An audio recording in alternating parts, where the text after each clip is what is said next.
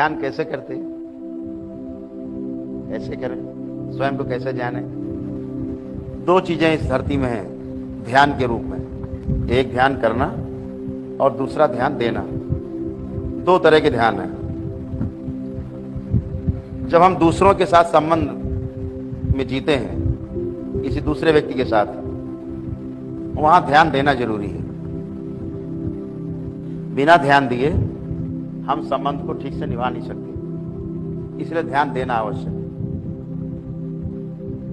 लेकिन जहां पर ध्यान करने की बात है, जो स्वयं को जानने की बात है, उस विधि का नाम है ध्यान करना। ध्यान करने से लेकर के ध्यान होने तक की घटना वो ध्यान कहलाती है। तो दो तरह के ध्यान है। अपने परिवार में जीते हैं हम, समाज में जीने जाते हैं, नौकरी व्यापार करते हैं, तो ध्यान देना होता है। वहां नहीं यहाँ आंख बंद करके बैठ गए, मुद्रा लगा के ज्ञान मुद्रा और ध्यान करने लगे, अब उठा ले जाएगा दुकान से सामान सब आदमी। तो वहां ध्यान देना है, ध्यान से वस्तु देनी है और पैसे लेने हैं, या पैसे देने हैं ध्यान से वस्तु लेनी है। ऐसे स्वयं के लिए जीने में ध्यान करना है। तो स्वयं को जानने की जो छोटी सी विधि है,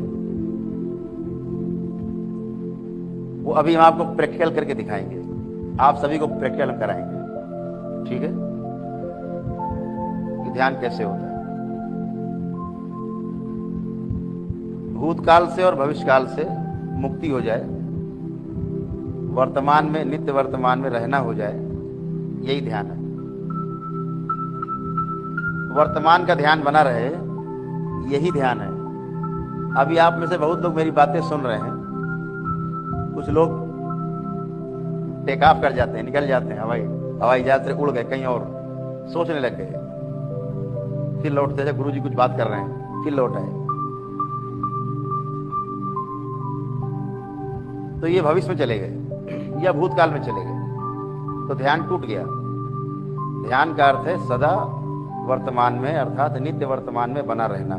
हम यहाँ बैठे हैं तो वर्तमान में हैं, यहाँ पूरा पूरा बैठे हैं, एकदम पूरा पूरा बैठे हैं, हमारा ध्यान कहीं नहीं जा रहा है।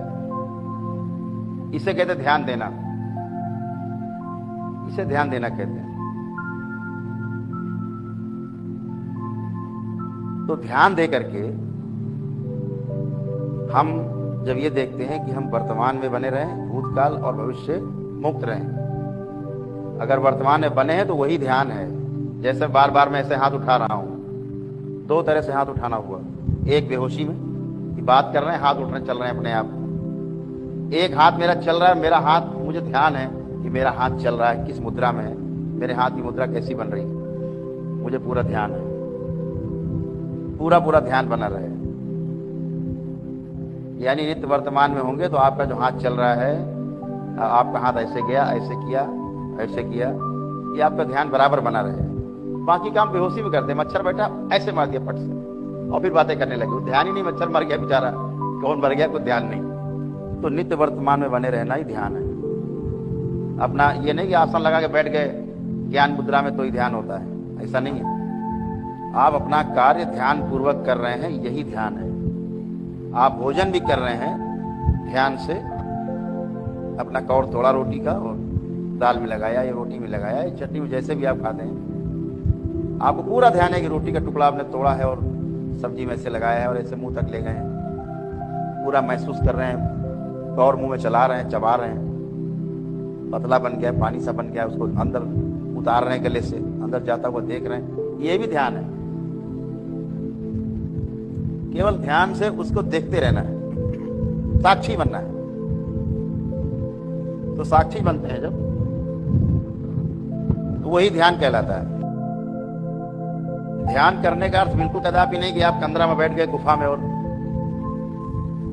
पद्मासन लगा करके आप ज्ञान मुद्रा में बैठे।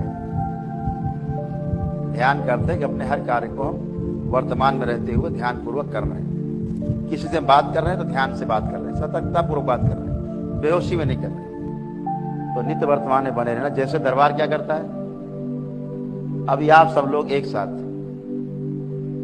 अभी हम आपको भूतकाल में देखने का द्वार बंद कर देंगे। तो तो अभी आप पीछे का कुछ भी नहीं देख पाओगे, कोई भी।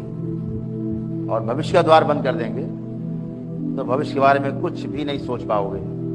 तो क्या बचेगा? क्या बचा? वर्तमान बचा। महागुरु यही करते हैं, पूर्ण गुरु यही करते हैं।